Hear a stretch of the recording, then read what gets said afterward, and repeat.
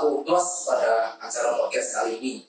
Nah, pada kesempatan kali ini kita kedatangan seseorang nih dari mahasiswa FPE jurusan akuntansi. Langsung saja kita sambut Alexis Brian. Halo semua, oke, saya Alexis Brian dari jurusan akuntansi mahasiswa FPE Ubaya. Selamat pagi Alfi. Pagi Brian. Gimana kabarnya? Apa? Kita akan berbicara tentang apa hari ini? Topik kita hari ini tuh sangat mendalam tentunya. Topik kita itu ini pemilih yang cerdas. Berarti kita berbicara tentang demokrasi. pasti itu. Nah, ngomong-ngomong soal pemilihan cerdas nih, belakangan ini kan banyak tuh kampanye tentang pemilu guys. Soalnya kan tentang pemilu ya, ada apa? 2024.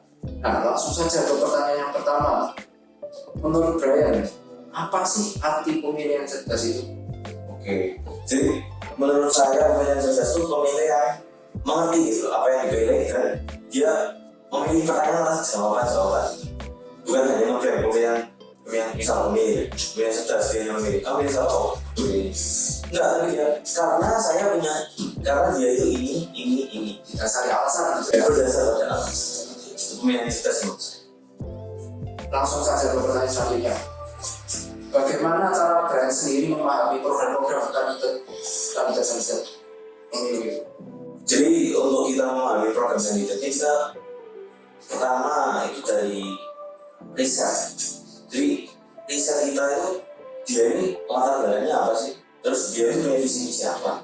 Selain dari riset kita juga bisa baca-baca berita ataupun media yang tersebar. Dan sekarang dunia digital Banyak sekali sumber media.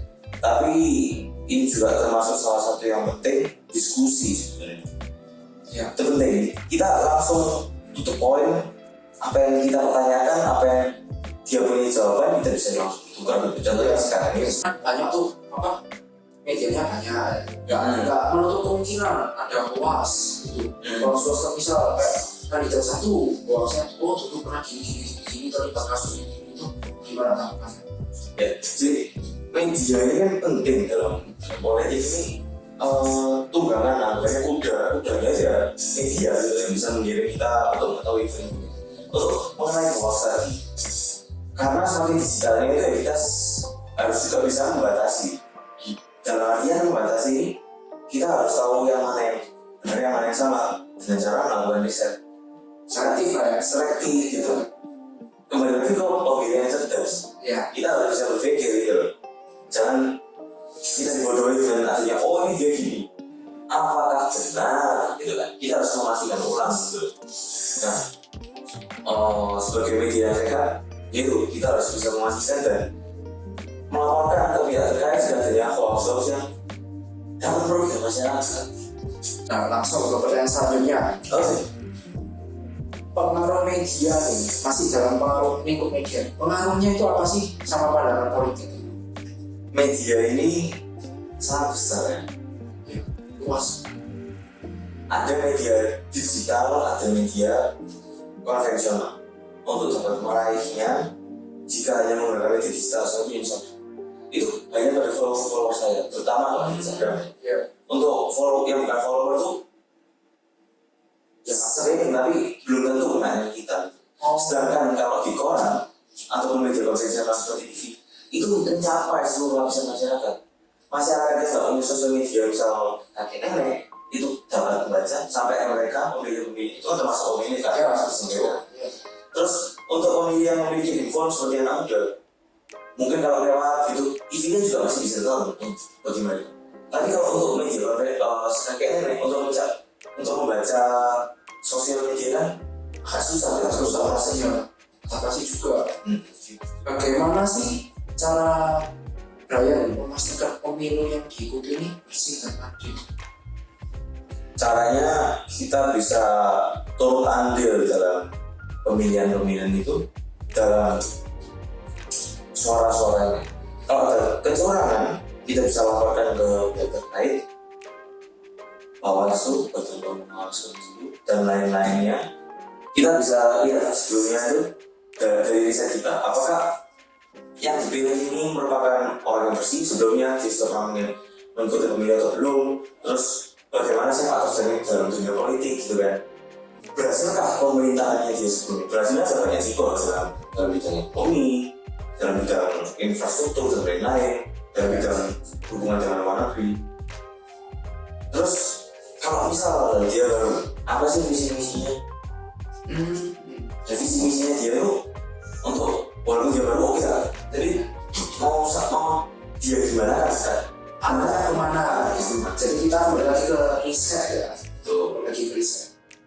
Nah, untuk pertanyaan selanjutnya nih, ada nih kalau pemilu ini ada yang golput gitu. Nah, pandangan kalian sendiri gimana tentang golput? Golput ini kan sebenarnya nggak ada ya. Golput adalah menurut saya. Jadi orang yang memilih tapi salah-salah akhirnya suaranya nggak valid kan golput. Dia akhirnya tidak memberikan suaranya. Ada juga yang memberikan suaranya tapi tidak berdasar. Iya. Dia asal. Nah itu kan sebenarnya memberikan suara yang tidak valid terhadap pemilihan ini. Jadi, pemilihan ini menentukan keabsahan suatu pemenangan. Karena kita golput, suaranya tidak valid. Gak sepenuhnya lapisan masyarakat ini seperti itu. Cara Brian memotivasi orang lain itu untuk memilih yang bijak itu bagaimana sih? Oke, karena saya punya cuma sosial media yaitu Instagram, TikTok dan sebagainya, saya tidak punya koran maupun TV. Yang pertama saya lakukan ya, saya melakukan pemberitaan yang positif dari paslon-paslon tersebut tanpa meminta satu dengan yang lain. Juga pada itu kan pada prosesnya. Pada hari saya mengajak teman, saudara, orang-orang terdekat untuk melakukan pencoblosan tanpa ikut saya terpengaruhi. Tapi saya hanya mengajak mereka untuk Melakukan pemilihan. melakukan haknya sendiri. Oke, dari singkat pembicaraan kita pada hari ini, namun banyak yang disampaikan nih, banyak poin yang bisa dipetik. Tapi sebelum kita bungkus acara dan tutup acaranya, kita saksikan dulu nih pidato singkat karya anak bangsa. Saudara-saudara yang saya hormati, sekarang kita sedang memasuki masa yang penting bagi demokrasi Indonesia, yaitu pemilihan umum atau pemilu. Pemilu adalah suatu proses yang sangat penting bagi negara kita, karena melalui pemilu, kita semua bisa memilih pemimpin dan wakil rakyat yang akan mewakili kepentingan kita di parlemen dan pemerintahan. Kita semua harus menyadari bahwa hak suara kita sangat berharga dan harus digunakan dengan baik. Dalam pemilu ini, kita harus memilih dengan bijak, tidak hanya berdasarkan suku, agama, dan golongan, tetapi juga berdasarkan rekam jejak calon, visi-visi mereka, serta kemampuan dan kompetensi untuk memimpin. Selain itu, kita juga harus menjaga keamanan dan ketertiban selama masa kampanye dan pemilihan berlangsung. Jangan sampai kita terprovokasi oleh isu-isu yang hanya ingin memecah belah kita sebagai bangsa. Mari kita jaga persatuan dan kesatuan kita sebagai bangsa Indonesia. Sekian pidato singkat dari saya tentang pemilu Indonesia. Mari kita semua bersama-sama menjalankan hak dan kewajiban kita sebagai warga negara yang baik dan bertanggung jawab.